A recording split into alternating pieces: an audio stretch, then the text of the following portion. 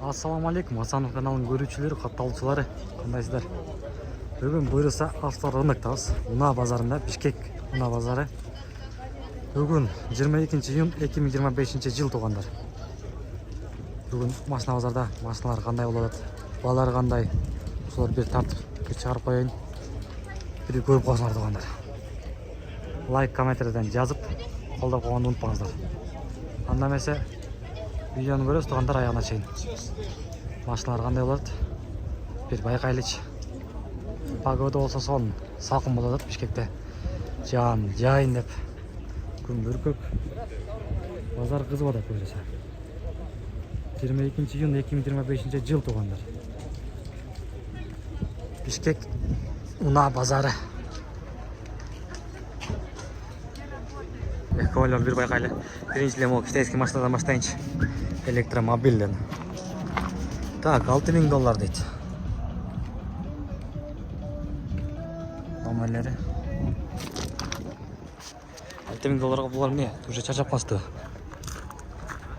Состояние жакшы экен бирок.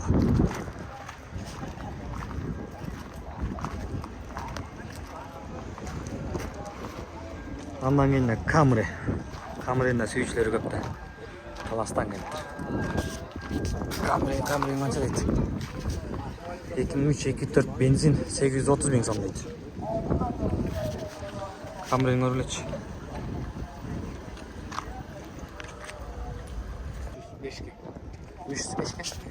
300 көрөт кесе толук эле. Сефиро 300 000 көрөм дейт. Көрүлөчү туугандар. Так, Nissan Sefiro A32 дейт. 90 жылы 97 2 объемда. 340 деп чыгарган. 300 берем дейт. Салондорун көп кол. Автомат коробкада. Чехалдары менен. Вложение жок дейт. Дөңгөлөктөр да жакшы экен. Кайсыл? Азыр байке. Кала. Туугандар, эгерде сиздер Кыргызстанда туруп, Яндексте иштейм десеңиздер, Грузовойдобу, Легковойдобу, кайсы тарапта иштейм десеңиздер, мен сиздерге анда могу Эксперт таксопаркын сунуштап кетмекчимин. Эксперт таксопаркы бул могу комиссия алган боюнча мындай өзүңөр каалагандай кое алсаңар болот да. Анткени бунун комиссияларын айта кетейин, условияларынчы. Каждый заказдан 4 сомдон ала турган кылып алсаңар болот, же болбосо күнүнө 55 сомдон кылып ала алсаңар, кое алсаңыздар болот туугандар. Же болбосо каждый заказдан 2% ала турган кылып койсоңор болот. Ушундай 3 мүмкүнчүлүк каралган бул Эксперт таксопаркында. Ошол кайсынысы сиздерге оң келсе тандасаңыздар болот. Ошондой эле техподдержка 24 саат жети күн болот. Акча чечүү маселеси эч кандай көйгөйсүз. Поддержка чаласыңар, менде балансында мынча сом бар. Мен могу Мбанкка могу номерге которуп коела десеңер, сразу которуп коет. Ошондой эле приведи друга деген бонус бар. Ада деген силер биринчи кошулуп иштейсиңер, ошондон кийин силердин аркаңардан бир адамды кошсоңуздар, силерге 1000 сом балансыңарга салып берет туугандар. Ошентип эле где-то бир 5 досуңарды кошсоңор 5000 сом иштеп алат экенсиңер. Ошол туугандар кошулгула, чогуу иштечебиз. Мен өзүм ушул Эксперт таксопаркта иштеп атам. Билесиңер, Экспертте жолукканча мындай Экспертте чогуу иштечебиз. Келгиле. RAV4 туугандар. Бир хозяин дейт. Пробеги 108, жылы 96, 2 объем. 2 хозяин по Кыргызстану экен. Родная краска 470 000 сом дейт го баасы.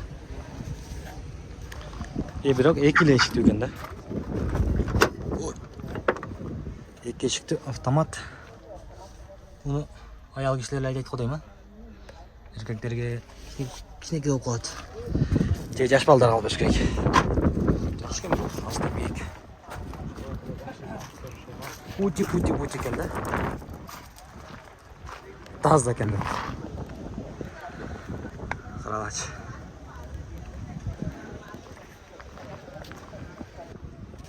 Toyota Prius туугандар. Prius да жакшы машина. Prius мага өзүмө да жагат. Так, култануу экен. Toyota Prius 2013 1.8 объемда гибрид, баасы $12.800 дейт.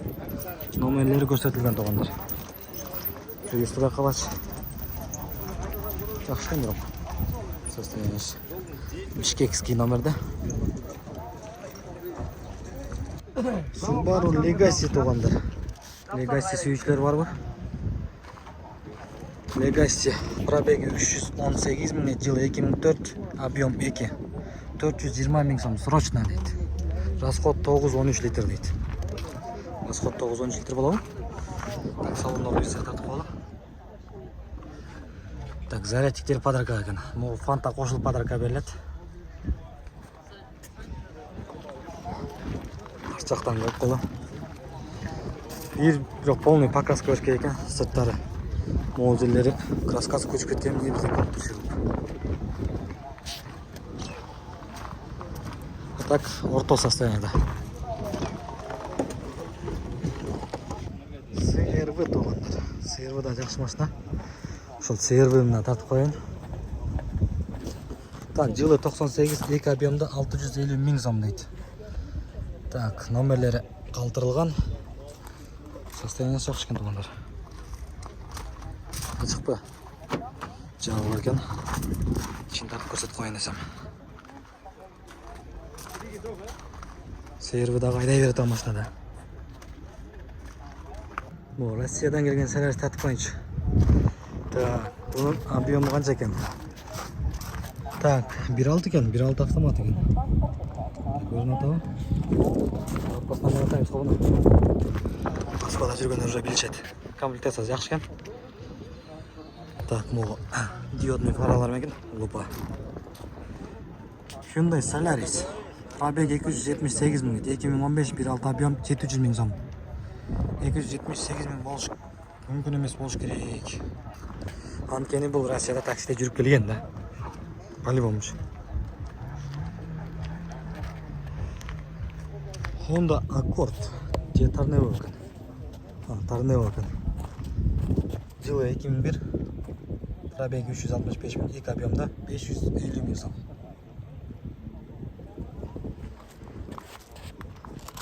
Tornado да жакшы. Tornado да жагат. Өзүмө жаккан машиналарды тап жүрө берейин.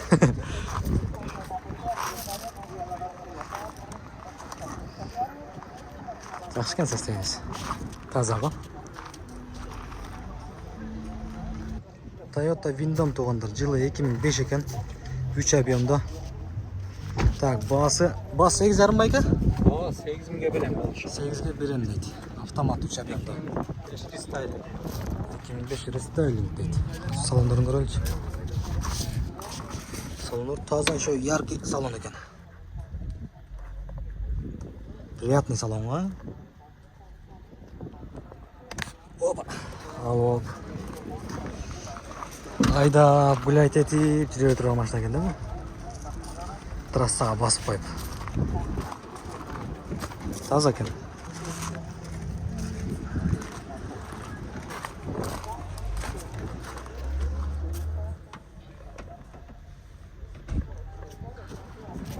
Комплектациясын нарак берагын өзүңөр көрүп түшүнүп алсаңыздар. Мен буларга жакшы түшүнө бербейт экенмин. Lexus тугандар. Лоха. Так, Lexus кайсы экенин билбейм, чыгып $12,500 дейт. Тартып коеренчи. Ушундай Lexustарды дагы көп сурашат да. Жакшы көргөндөр көп. RX 350 экен.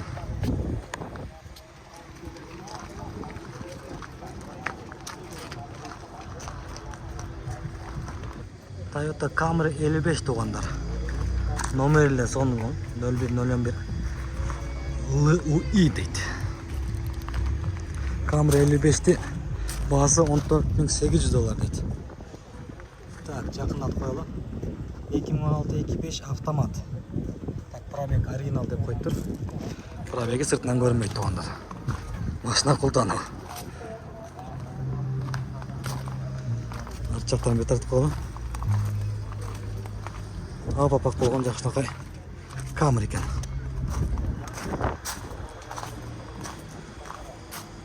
Так, андан кийин Россиядан келген CR-V. Так, 59 регион Россия купат. Шериктери бар экен. Правый руль. Канча дейт буну? Так, Honda CR-V жылы 95 2 объем 460 миң сом дейді ғой. Телефон номерлері жоқ екен. Қымбат қой. 460 мыңға қырғыз номерді аласың ғой, деймін. Toyota East туғандар. Көк-мүк болған светлі солын екен. Так, жылы 2003 1.3 объемда. Басы 490 миң дейді, автомат. Так, номерлері көрсетілген. Так, içindeki хозяин ұйықтап жатады. Ұйқысын бұзбастан ақын тартып алады. Багажнигін ашып қойып тұр. Шамалдап тұрсын деген ұқсайды. Андан кейінде Mazda Demio российский номерде 199 регион. Так. Мұнда сыртында вложениясы бар екен. Басы қанша дейді? Жылы 2003 1.3 объемда автомат. Басы қанша екен? 300 миң сом дейді. Сыртын бір сыра косметик бар керек екен. Так, андан келді. Оң рульдағы Honda Fit. Московский екен. Москвадан келген Fit екен. 490 регион. Так, Honda Fit 2008 1.3 объемда 480 миң сом. Жақсы. Жаңағы 460 мыңға CR-ін алғанша Honda Fit алған жақсы болды ма? Fit бәрі жақсы да. Білесер, Қырғызстан Fit'ті жақсы көреді. Так, жауы екен.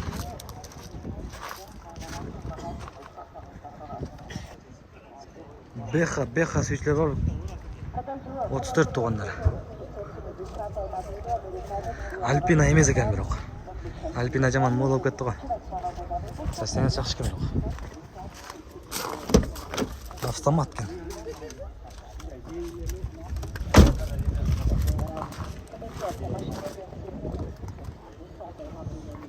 Дискалары жақсы екен. Ассалауму алейкум. Басы қанша мұның? Bilmiyorum, baykem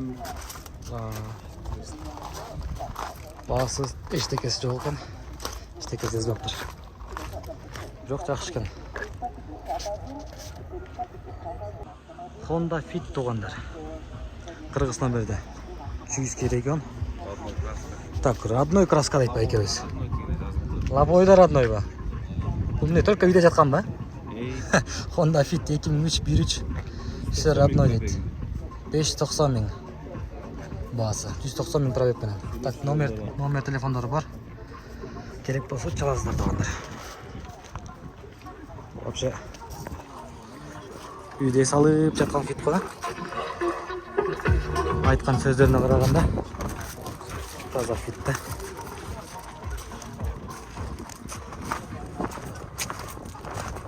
Көріледі.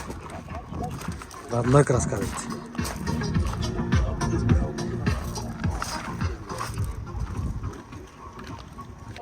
Honda Step туғандар. Step вагон. Спада. Тап-таза спада дейді. Так, мотор алмашқан. Перевозной басылған дейді. Так, жылы 2003 2 объемда газ, бензин. Басы 700 миң сом. Телефон номерлері көрсетілген туғандар. Так, әме сыртқы авалдар бір көрсетіп қойылы. Бұрын бұлардағы өзінше хит болған. Мұндай машиналарға жетпей жүргендер қанша адам болған. Маған діле жақшылы. Азыр әме ар нәрсенің өзін дор болып өткенде. Бұларда өзінше бір дорды қату жүрішкенде.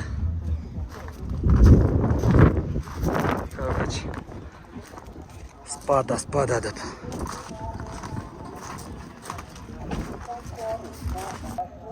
Жаштардың жақсы көрген машинасы Subaru Legacy. Так, Жалабатский четко. Аквариум өзінчеге. Тонировка жоқ екен. Автомат коробкада. Состояние жақсы екен. Комплектациясы да жақсы екен.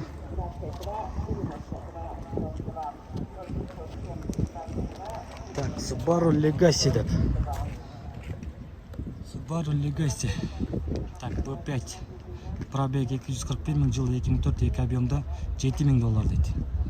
Номерлері көрсетілген туғандар. Так, бұл жақта ле Hyundai Grandeur. Бұл да қалыр өзінчелі Қырғызстанда хит болып отқан машиналардың бірі.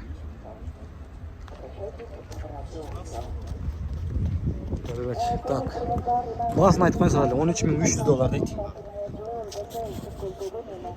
Так, Hyundai Grandeur 2019, пробег оригинал дейді. Так, 3 объемда, автомат, комплектация полная, подогрев сиденья, монитор, камера заднего вида, телефон номерлері көрсетілген.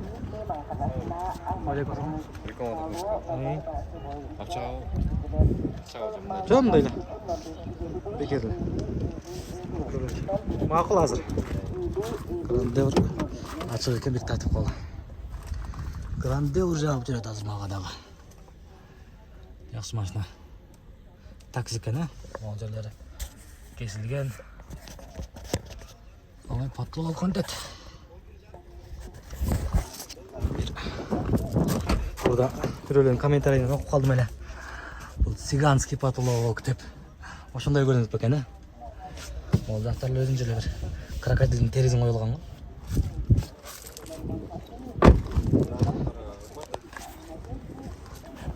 Görülüç.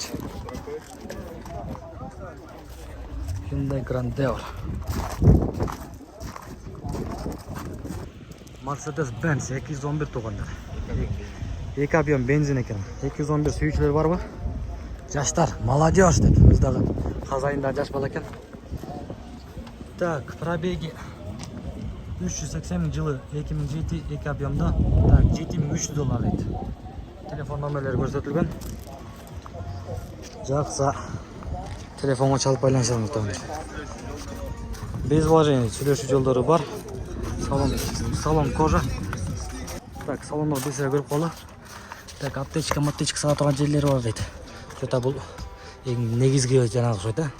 Кожаный салонда. Кожаларда таптаза екен. Так, 211 айдайым дегендер көргіледер. Қап-қара болған сырттардағы приятный екен.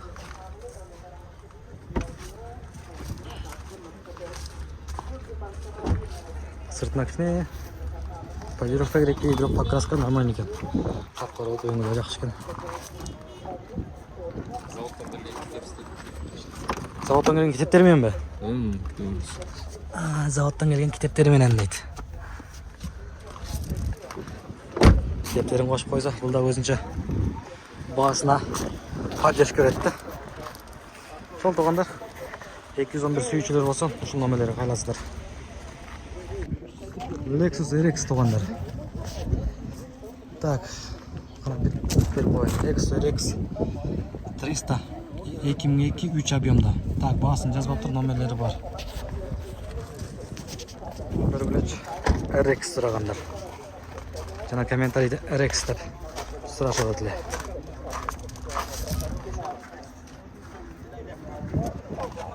Андан кейін да бір Lexus S350. Жақсы машина болды. Молодежный, жұмшақ. Көргілеч. Мордаларын. 0110 дейді.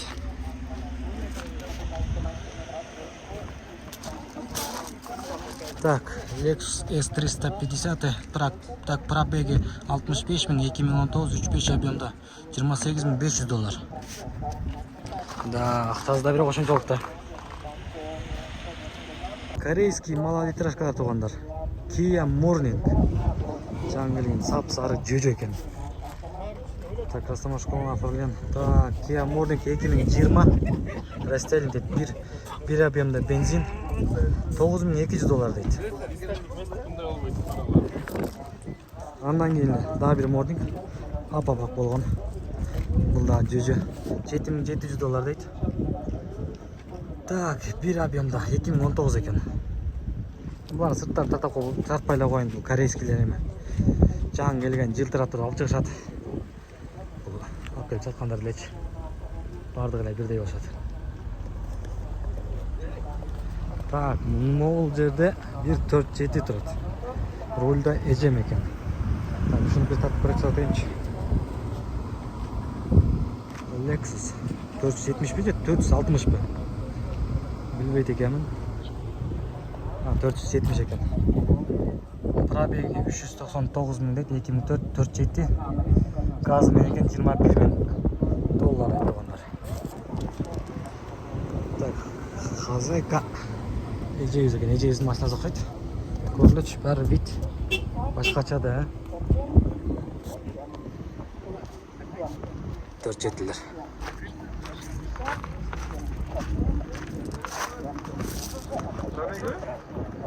Toyota Harrier тугандар.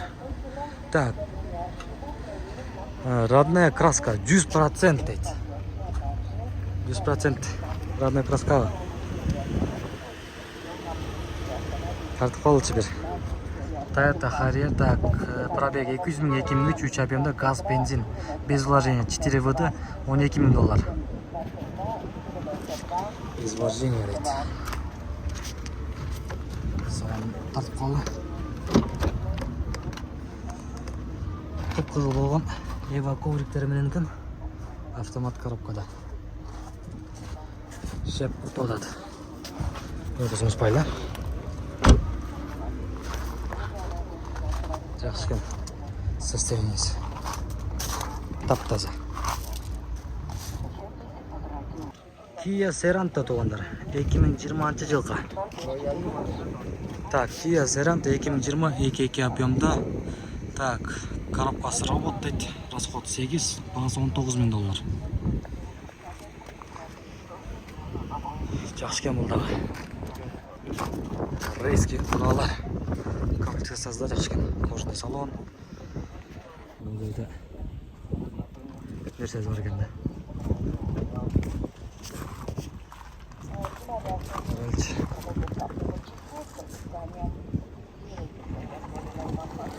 Kia K3 туғандар. Kia K3-на бір тартып қалды. Так, бағаларын бірісі айта кетейін. Kia K3 пробеги 139 миң, 2018 1.6 объемда. 11.600 доллар.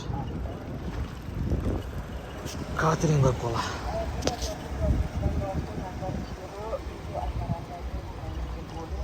Андан кейін Toyota Prius. Көстері жылт жийтірет қа. Жашыл цветте, же салатой цветте ошондой экен. Toyota Prius пробеги 250 миң, 2019.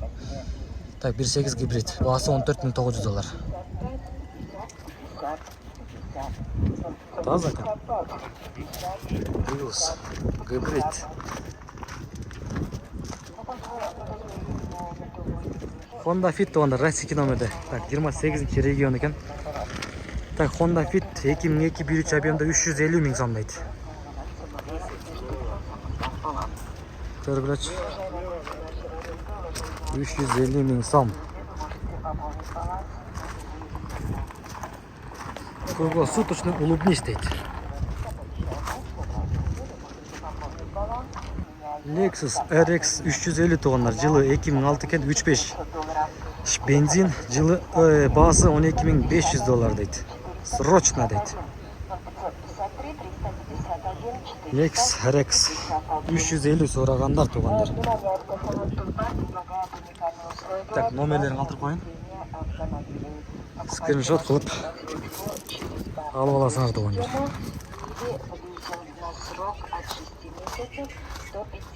Кожаный салон.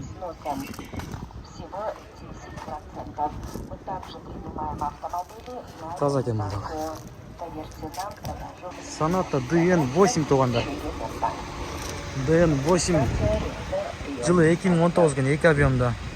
Свежий перегон из Кореи 13.500 доллар. Қырғыздан болған.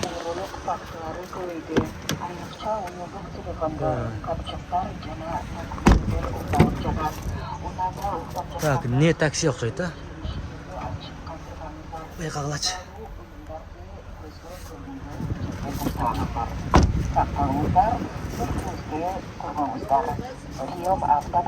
Hyundai Grand Deux туғандар. Жалабатский 333 ВВБ дейді. Номеріне құрты екен. $15,500 дейді. Hyundai Grandeur пробеги 196.000, 2020, 3 куб объем. Только нал дейді. Конечно, бұл корейский газменен 3 куб болса дағы. Жақшықан жоқ вид, қап-қара болды. Grandeur деп. Сонмасына. Ай. Андан кейін Kia K5 туғандар. Қап-қара olған Kia K5.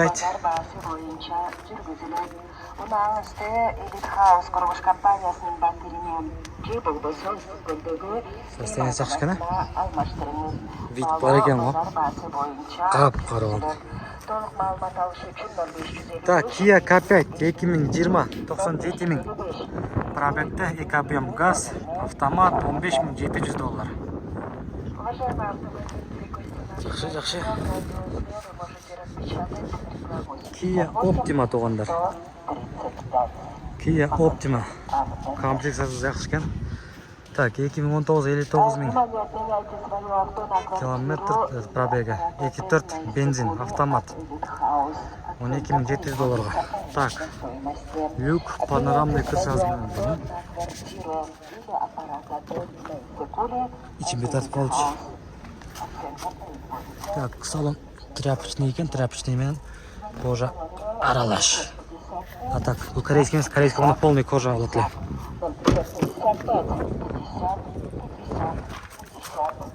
Панорамный емес, мұнда әлі люгілігіні. Kia Optima туғандар.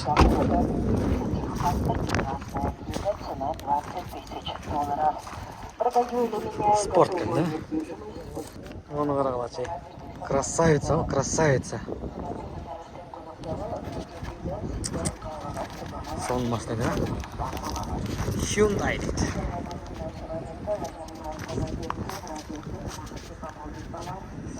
Бұл Grandeur ба? Hyundai Grandeur екенді. 157.000 пробегте. Жылы 2023 3.5 газ. Басы $27,500. Гранdeur'un жаңғысы екен. Грандеур'un башқа машина дедім бе? Son машина екен. Қара.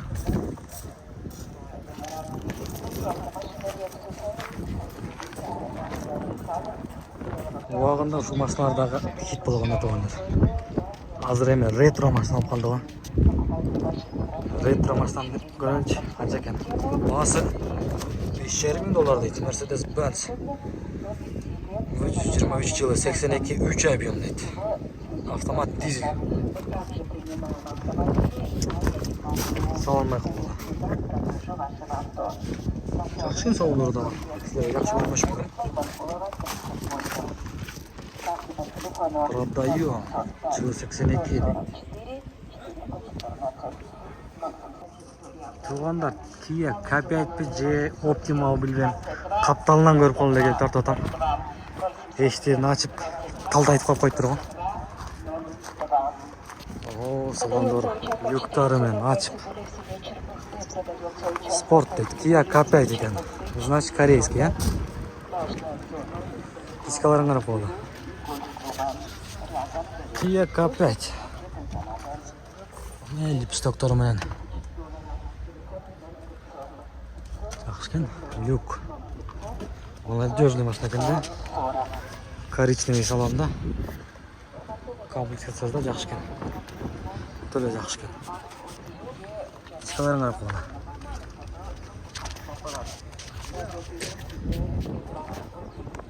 Kia Premium так объем, 1.6 турбо бензин тұрбайбы. Шу 1.6 турбо бензинден комплектацияда аябай жақсы болды да. Так, камера 360 бар екен. Память сидений, панорамная крыша, бесповоротный заряд, да, диски 19, режим спорт, комфорт, смарт. $15,600 дейді. Ошол комплектацияда 2 объем газ болса вообще салмамыкты. Билем 1.6 турбого анча мени ичим чыга бербейт да. Бул ошо 1.6 турбо комплектациясы менен аябай тартат да. Салонда да болду.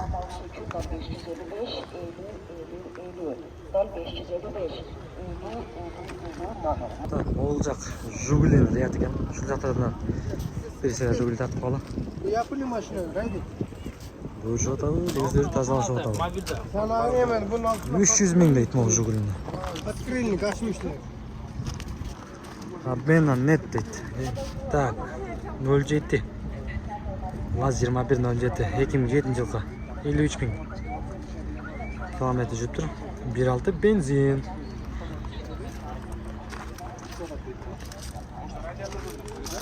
Өңүл жакшы экен бирок, өңүл тартат экен да бул. Так, российский номерде серебристый цвета Жигули 2107. Так, салондорун бир сыйра тартып калалы. Жигули, как обычно Жигули, алдыңкы бампери жок экен бул. Так. Пробег 263 миң, жылы 2011, 1.7 жектер машина идеал дейт. Ценасы договорный дейт. Айтпасаң айтпа. Андан эле могу аппак Жигулини тартайынчы. Аппак болгон Жигули таптаза экен. Так, пробег родной, жылы 2008, инжектор, 5 ступка, басы 310 миң сом. 310 миң сомго Жигули. Кандай дейсиңер? Toyota Prado тугандар. Так, жылы 2001 экен. 3 объемда. Так, азыр. 2001 3 объемда турбо дизель, басы 12 миң доллар. Ой, 12 миң доллар да. Сыртынан андай деле көрүнбөйт го. Toyota да, Toyota.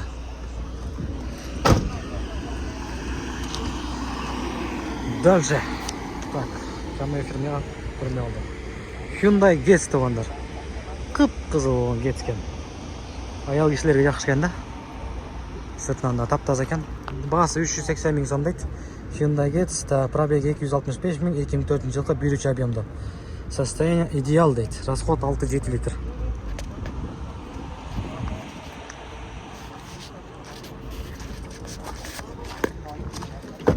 Көргүлөчү. Кызыл чехолдор экен. Механика бирок. Автомат болсо аял кишилерге өлмөк да. Ford Focus тартып коеюнчу. Аппак болгон таптаза Ford Focus'тан. Так, Ford Focus 2004 1.8. Так, бул дизель же бензин ошондой жазып да. Срочно продаю дейт. 300 миң сом. Шеф уктап атат.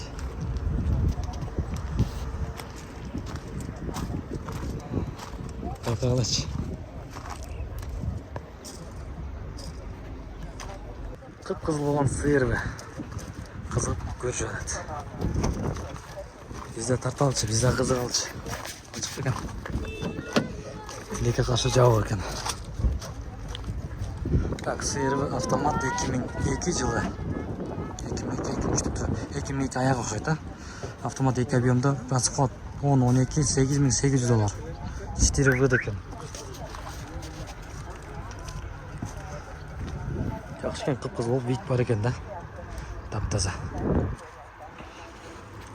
Номерин жазып атат. Жалпы сурайлы дейт. Кайра эле, российский номерде Fit.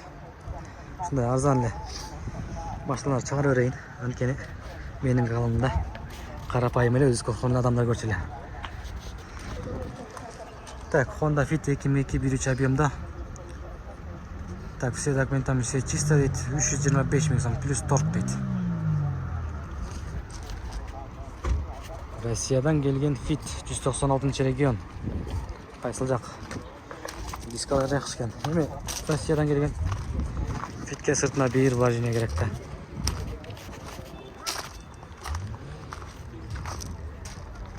Матис туғандар. Spark ya koydum. Matiz'de uyuyor falan. Ой, Спарк па? Spark? Ой. Спаркке туғандар. Кішіне қолып тұрды, Матис тауып қойымды. Chevrolet Spark dedi 2007. Bir abim benzin автомат 390 bin zam. Так, салондар bir setup көрсетеміз. Ұят қылбаң Spark дейді қой. Автомат коробкада. Сәсен ашқан чеколдар таза. Қарап ойлаған екен да. Көріліч. Таза екен, қып-қызыл болған экономичный машинасы. Арқалары ручной екен. Алдық электропакет. Включим не? Автозапуск бар ба? Автозапуск var. Ну, заводской. Завод. Центр замок. Центральный замок, не? Болды. Машина түшіп бізден түшкенде.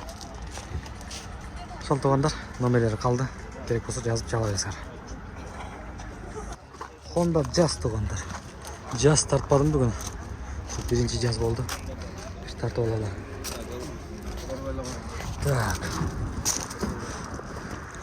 Так. Ай, басы басы. Европа дейді. Из Германии дейді. Honda Jazz 260 bin. Пробегте 2008, 1.4, центральный замок, кондиционер. Шолар бар екен, шығып, басы $10 000 дейді. Қымбат емес пе? Mercedes-Benz 210 туғандар. Görülücü. Так, 210. Жылы 98, 2.4 кен. Абмен барды 430 000 сом. Так, телефон номерлері көрсетілген. Görülücü. İçki salonları. Mekanika. Так, telefonun orada varken бірақ telefonda өзі жоқ екен. Так, лүгіменен екен. Görülücü. Honda Jazz туғандар. Bunun bası қандай екен? Басын көрілші біріншілі. Honda Jazz 2004 1.3 объемда 560 000 сом дейді. Бұл енді басы кісіне ұқсас тұр. $10 000 емес екен. Ішкі салондарын тартып көрсек қолы. Жауы екен. Арқаларын ашты. Ішкі салондарын бір көрелі. Қып-қызыл болған Honda Jazz. Так. Bir minus бар екен. Механика кәйін үлкені. Так, аял кешілер болып ағады. Только еркектер балдар айдаш керекті. Аял кешілер жүдеп қалады. Сол туғандар. Так, номерлерін қалтырдым. Жақса, басы, тұра келсе, маса жақса. Çalып, сөйлешіп көрілі туғандар. İki подписчик çıktı pazardan. Так. Reklama подписчик almış yaptım öyle de. Так, bu ekiptin Hazayder'i bana kattal tak. Honda Fit Resi kilometre 154. region. 154 kaç region? Novosibir'den gelgen Fit eken tuğanlar. Honda Fit 2005 1.3 объемда 330 000 сом. Hazır Bişkek'e üstünde bir 300 000 somduk Fitlerden ayzasam болады да.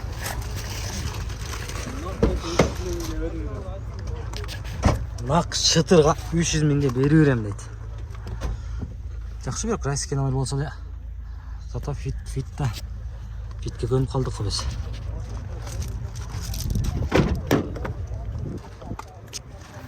Кішіне вложение болса керек екен, химическа қылып. Кішіне қарап қойса, бірақ себептері өліп қалған емес, таза екен.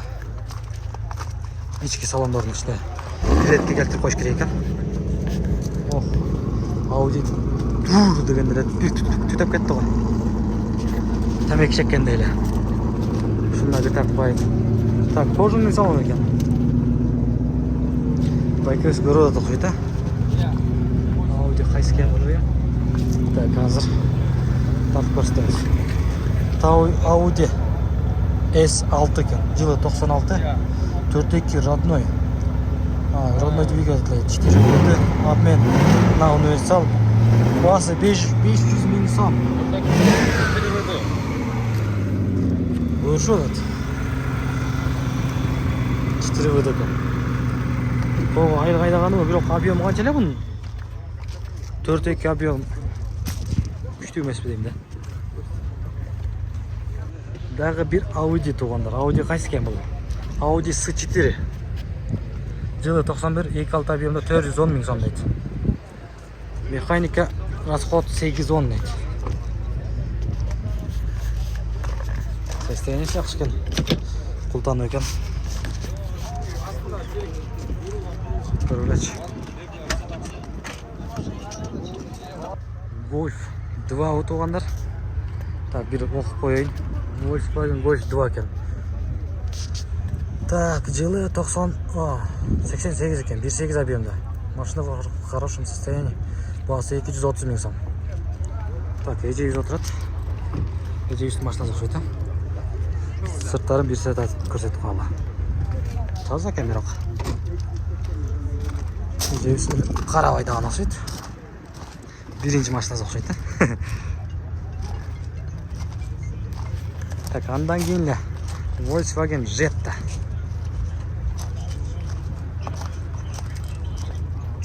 Jetta деп. Так, салон, ого. Уйдың терезеден ғой. Икisi кетті жаман. Салон состояниесі ұшындай екен әмі. Жылы дәле ұшындайды. Жылына бір жақшылай қодайым.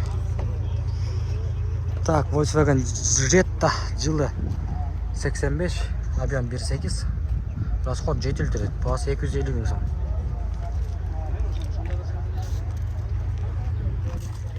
Кешке тартып сөйлей беріп, тілдер айламай алды, қорғап кетті ғой. Так, Mercedes 124. Номерда 124 екен. Так, мұның басы қанша дейді? Өлі жатқыз қойған ба? Ұшындай болып біле. Жақтырды ғой. Мерс 124. Пробег оригиналда жылы 93, 2.2 объемда 390 мың сом. Расход 810 дейді. Механикада.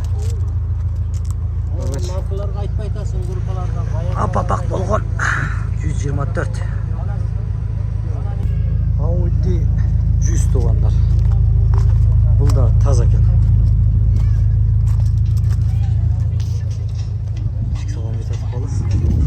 Так, Audi S4 жылы 94, 2.6 объемда 460 мың сом. 5 штука, расход 810 дейді. Так, моторын ашып қойып тұр.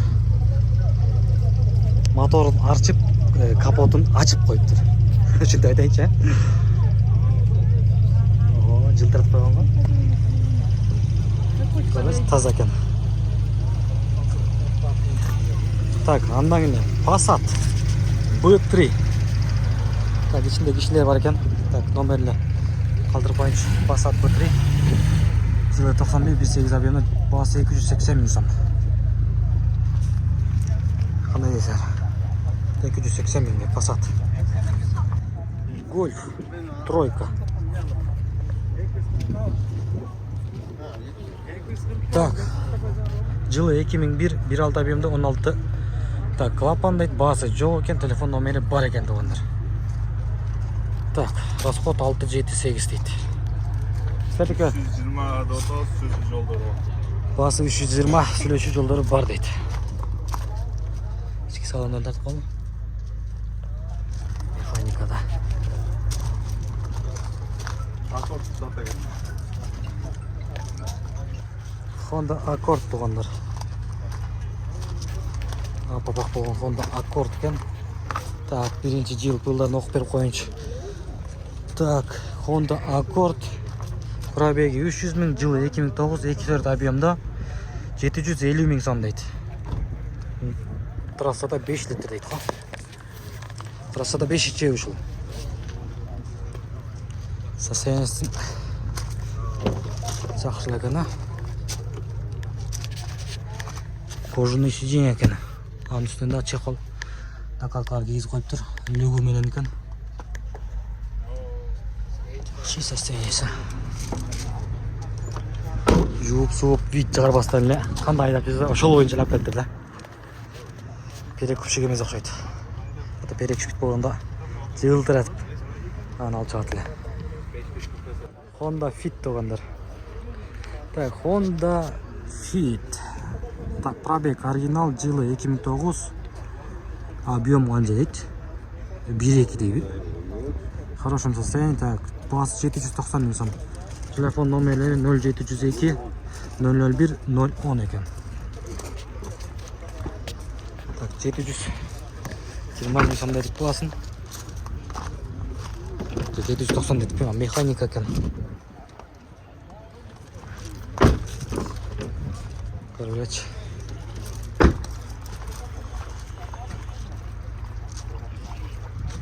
Ne жууп тазалап атасыз байке? Канчадан бери айдайсыз машинаны? 1 жыл. Перек күпчүктер келип алып, жууп тазалап отурчу эле да? Перек күпчүктү деп атпаймын сизде? Так, 1 жыл болду алганыма дейт.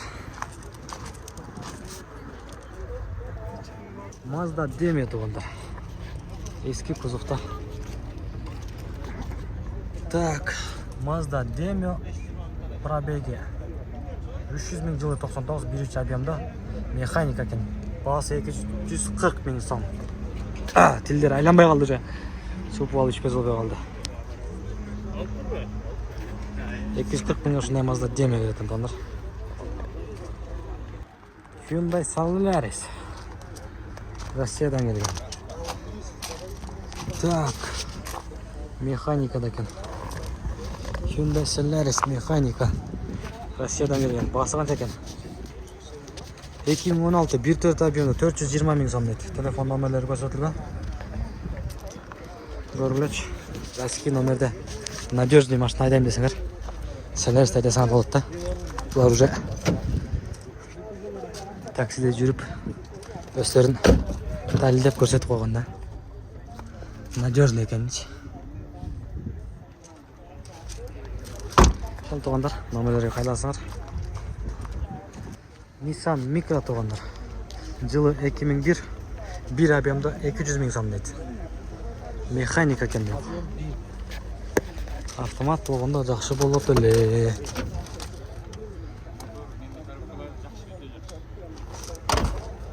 Ай, жалбай калды. Кара жак болду. 200 миңге бирок кымбатырактай. Ошо российский номер механика экен. Спринтер ятты да бир көрөлүчү. Спринтер алам деп жүргөндөр барбы? Биринчиле модан баштайлы. Спринтер RX деген ошол $19,700 дейт. 2008 экен.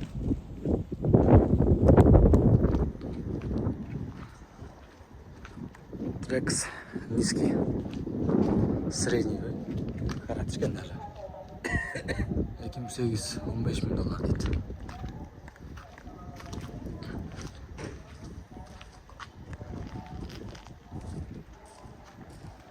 Bundan keyinkisiyle sprinterler düşünürüm. $13 миң дейт. 2001 EG2. Budka. 2014 жылғы спринтер екен. $29,500 дейт. Продаю или меняю дейт. Будка екен. Жаңа. Бирок жана тактан 2021-леринде көрдүк. Вообще спринтерлер жаңырып кетип турган. Тайга жага тургандай эле. Андан кийинкиси жөнөкөй эле. Азыркы айдай турган эле спринтер. Так, 2000 жылкы EG2. Ама 4 выды дейт.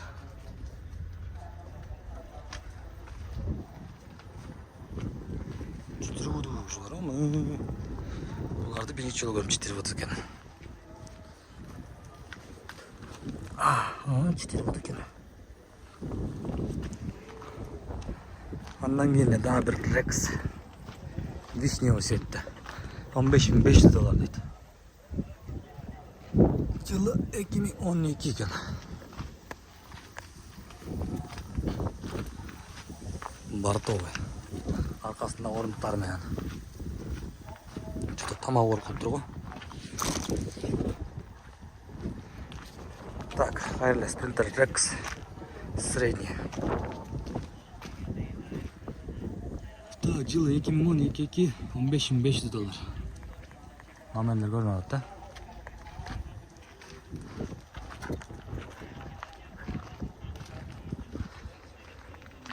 Түрі жаңы келген спринтерлер ғой. 2011-2 екен. $15.500. Балаларына бір сірәлі көрсет көтерейін. Арқасында орындықтар мен келді. Грузопассажирский спринтер. Средний, она низкий около. 2008-2. Грузопассажир. 9 места дейді. Номерлер көрінбейді екен. Жылка.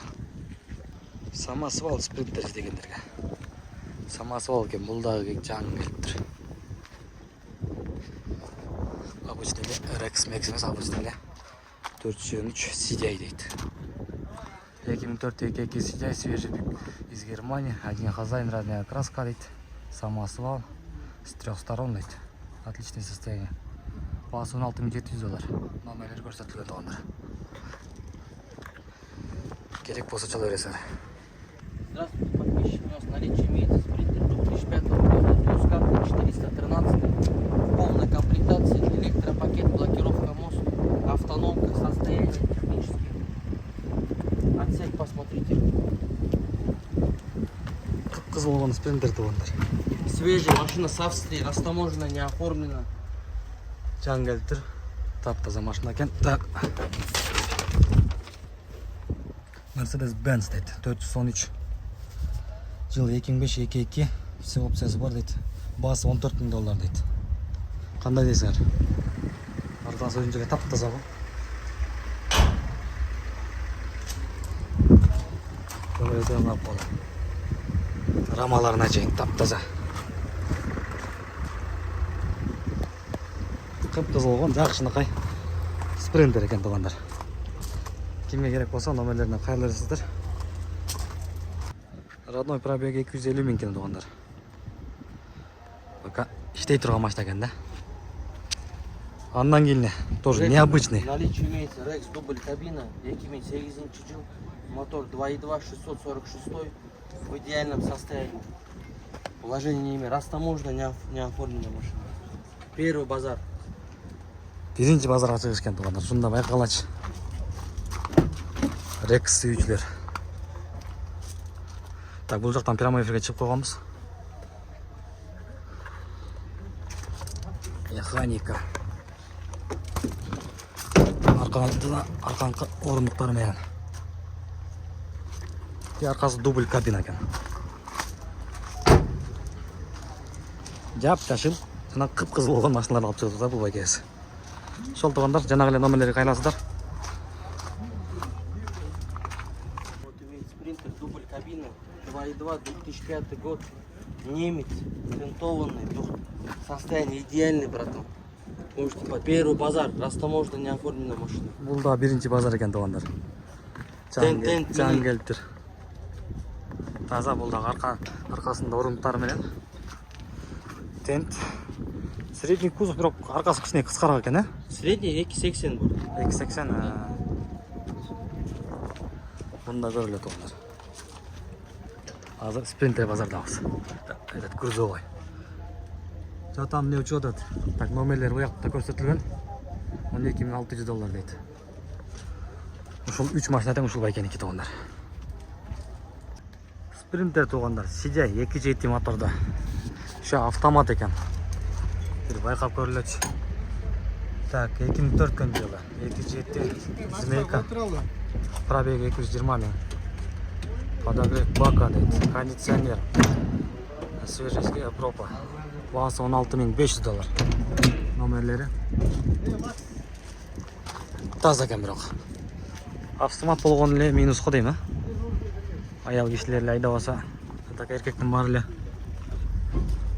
механик айдайт го, тем более грузга.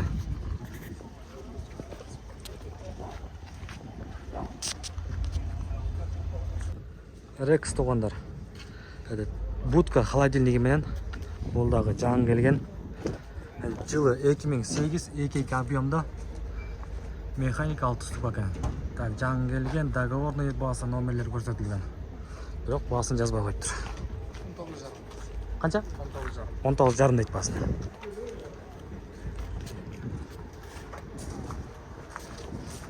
Стерин тартып коелу.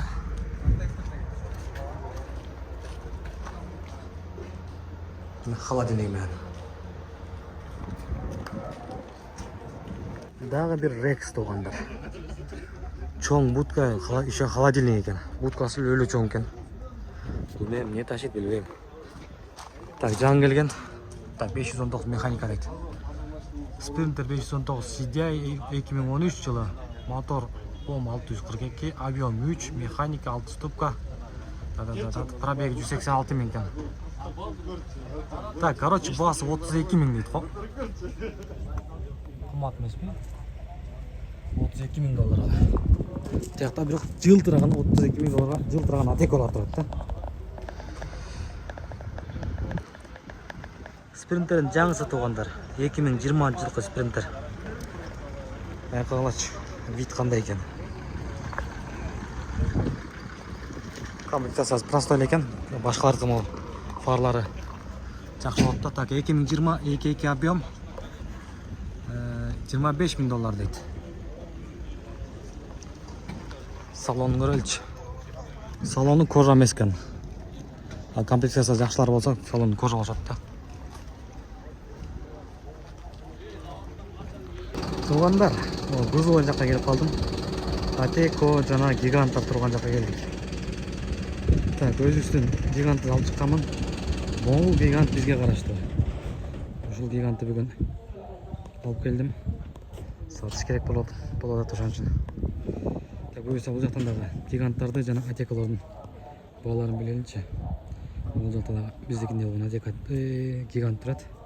Биринчи эле мен өзүбүздүн гиганттан баштайын. Жылы 91 тугандар. Жылы 91 4 объемда чоң мост, чоң коробка. Баасы 680 миң сом. Дөңгөлөк размери 17,5. Так, номерлер мен өзүм номерим 501 182 540. Ушул номерлерге чалсаңыздар менен алам тугандар. Гигантты бир көрсөтүп коюн сырт жактарын. Гигант аламдер болсо, алам дегендер болсо чала берле тугандар, сүйлөшөбүз. Так, баасын 680 миң деп атабыз. Иштерин бир сыра көрсөтүп коюн, өзүмкүн жакшылап тартып көрсөтөйүнчү. Байкем гиганты азыр өзү Москвага кетип калган, Москвада иштеп жүрөт, ошон үчүн сатып атабыз. Үйдө бул жөнүнө турат да. Ошол сатыш керек болуп атат. Бул жагында спальный бар. Спальнийин жаап койгон. Төшөк менен жастык. Меники спринтерде жүргөн. Төшөк менен жастык. Бул калат. Бул берилбейт тугандар. Ошол селне металлик. Да, дөңгөлөктөрдүн состояниясы жакшы. Так, 17,5 дөңгөлөктөрдүн размери. Жесорлору жакшы. Мост целый. Ар жактарынан дагы көргүлөчү. Ушул гигант жаксы. Түптүс мен өзүмө чала берле. Баасын сүйлөшөбүз тугандар. Эсине бербесек болбой калды. Бул үйдө тура берип жөн эле кор болот да. Андан көрө эсине берсек, бирөөгө иштеп берсе жакшы дейм да. Андан кийинки машинабыз Атеко манипулятор эмне иш кылып тартпай эле коюнчу. Мону тартайынчы. Гигант бортовый экен тугандар. Жылы 97. Баасын жазбаптыр, номер жазыптыр. Аны сурайлычы. Assalamu alaykum. Baası qancha ekan? 12. 12 deydi. Так, номерлерди калтырдык тугандар. Керек болсо жазасыздар. Так, 12 миң долларга ушундай гигант экен. Андан кийин Так, Renault S150 deydi. Жылы 98. Объем 650 миң сом deydi. Renault'da бортовый. Так, андан кейін Ateca бортовый болдағы. Ateca 4.3 кен объемы. $18.700. Салон малондардың керегі жоқ, тартпайлы қойын. Гигант. Vario кен. Будка. Жылы 2005. 4.3 объемда, бағасы $1.400.000 сом.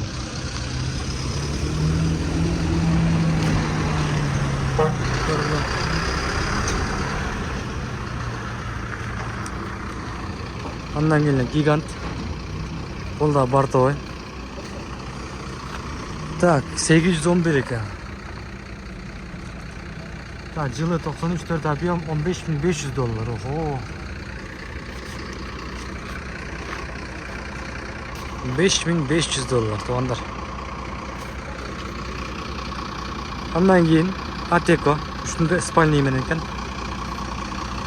Так, жылы 2014 объемда $18.000.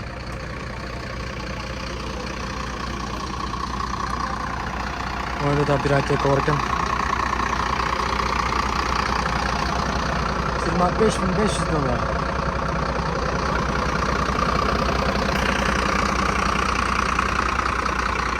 Öylece. Taze ekan, ha? Қалдыра өлі үніне ұқыспай әтті.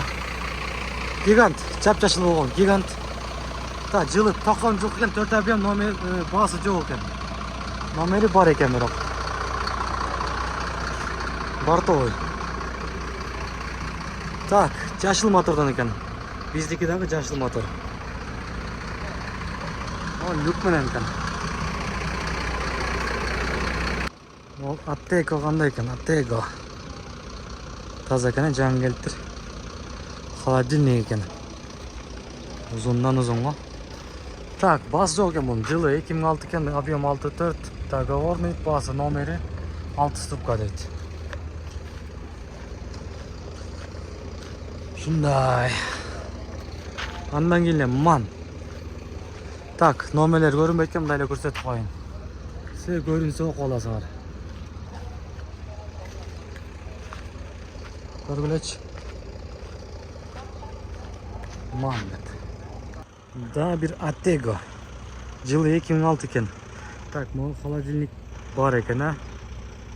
İşte болуш керек. Жаңы келтір. Так, жылы 2006 6.4 объем, басы $31.000 дейді. Номерлері тұрады туғандар. Кімге қызық болса чалып сұрай бересіңер. Тап-таза ғой. Андан келе бір daha bir Mercedes-Benz Ateca. Evakuatör екен бұл. Evakuatör. $35.000 дейді. Бұл эвакуаторын бір көрелі жарқасын, а? Эвакуатор шомол көтергіч, манипулятор деп қойып біле. Ошонысы менен екен да бұл. Жақсы екен, бір чоң машиналар ташығаны.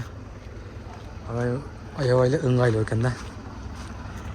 Оларды тізіліп тұрған. Ateca көп қой. Ateca көп екен, Sprinter көрген базарда. Так, Volvo. Volvo'ның қағазын чатамен оқи албайды екенмін. Сіздер 2009-ны оқыдым еше қалып. Оқып қойдым. Маға көрінбеді, биік екен. Арқасын ашып та қойыптыр. Да, бір Ateca туғандар. Жаңы келген. Так, 2016 объем. Обмен вариант нет дейді. Басы $32.000. Ол да тартып қойыз. Рұқсат берсеңіз әлі. Atecaның салонын тартып қой дейді. Рұқсат беріп атады. Тартып қоялы салонын. Ого. Екі спальный бар екен. Içi жаман кенен екен, а? Тап-таза ғой. Көріліч. Так, басы $32.000. 2010 жылғы. Көріледі туғандар. Атеко қарап жүргендер болса. Жақсы. Опа. Состояниясы. Андан кейін дағы бір Атеко холодильник екен бұл дағы. Жақсы екен, таза бұл да жан келген. Оформление бұл еле екен. Так, бұның дағы içi açıq екен. Прикрутит бар екен. Жота бұл жүргізбей алған ба? Біреуін жүргізеді. Салонда екен екен. Бұл да бірле спальня бар екен, екіншісі жоқ екен. Так, бұның баларын қарап айтып қолы. Атеколар көп екен базарда. Так, 2008 жылғы 64 свежий перегон. Бағасы $36,000 дейді. Холодильник. Жан келіп тұрды. Так, бұл не? Аты жоқ екен. Ештеңе жазуы да жоқ екен. Бұл Атеко, бұл ескіз екен. Так, жылы қанша дейді? 2004 екен, 64. Так. Будка высота 2,8, длина 7,30 дейді. $27,000. О, жаман чоң екен. Будкасы. Да, бір Атеко туғандар. Холодильнигі менен. Бұл да жан келген. Атеколардың көбі бүтіле жан келшеткен да. Так, Mercedes-Benz Атеко 2005-48 объемда $25,000 дейді. Бұнда состояние жақсы екен. 25-ке. 25-ке қандай дейсіздер? Бұның арқасында спальня бар екен. Андан келі. Так, 815 дейді. Атеко 815 2005-43 объемда 17,5. Дөңгелек Германия ұқсайды. Так, $18,500 дейді. Жап-жашыл болған светті екен. Көрілетші. Так, бұл Атеко олса тент менен екен. Тент менен, так, жылы 2006, механика 64. Так, басы договорный телефон номерлері. Так, мол номерлерге қайлап келсер. Астыңқыларды уже өчіріп салыптыр. Өләші тент менен. Өлі ұзын екен бұлдағы.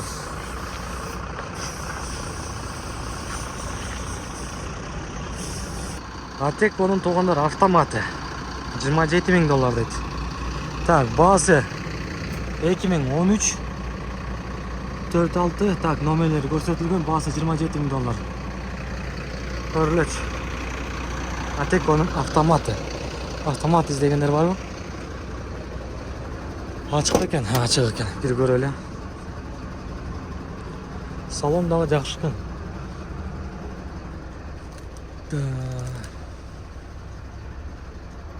Мұнда дағы екі спальня бар екен. Астында жана үстінде. Состояниясы жақсы екен бірақ. Пробегтерін көрінбейді екен, мына автомат.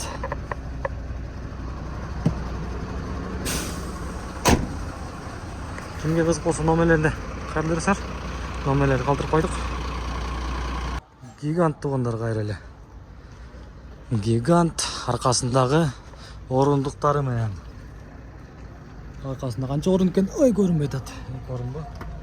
Құлтанды екен. Салам бір көрсетіп қойма. Так, тент менен екен бұл.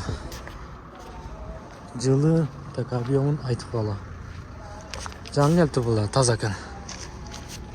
Так, басы туғандар. Так, Vario 815 дейді.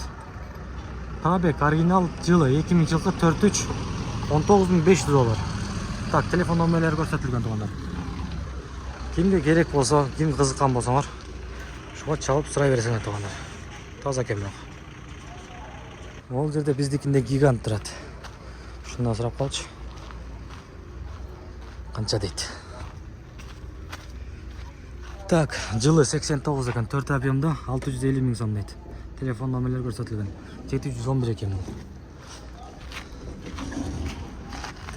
Дөңгелектер 17,5 екен? 17,5 астына. Асты 16, арқасы 17,5 екен. Так, средний бе қаратыш болу ғой? Средний деп айтылады, да? Средний деп айтылады екен. Şu біздікінен қысқа, да? 650 мың сом дейді. Болушы қанша екен? Арзандап бересіз. Арзандап береді екен туғандар. Көргілі? Средний база. Жұмысқа даяр, полный жазылған аккумуляторлар жаңын. Жұмысқа даяр. Без вложений, только іштеш керек. Так, андан келді. Бортовой гигант. Арқасында орынтармен бұлдағы. Жана прямой эфирден сұрап өтілі. 5 орындық деп бе? Жаза шандай. Так, жылы 96. Так, бағасы жоқ екен, телефон номері. Тағы жауып қойып тұр. Не деген еме? Açıq екен. Açып көрсетіп қойын еме? Ручкасы шығып қалды ғой.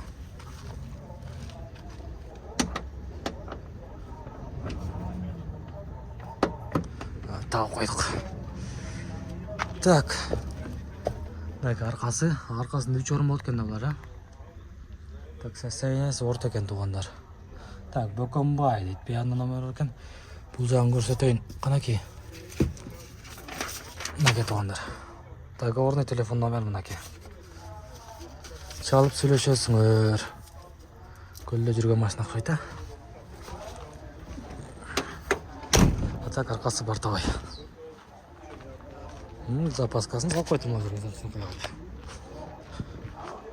Мал ташыған өлеткен де бұл, Ал ол мал таши беріш керек екен, да. Көрілетші.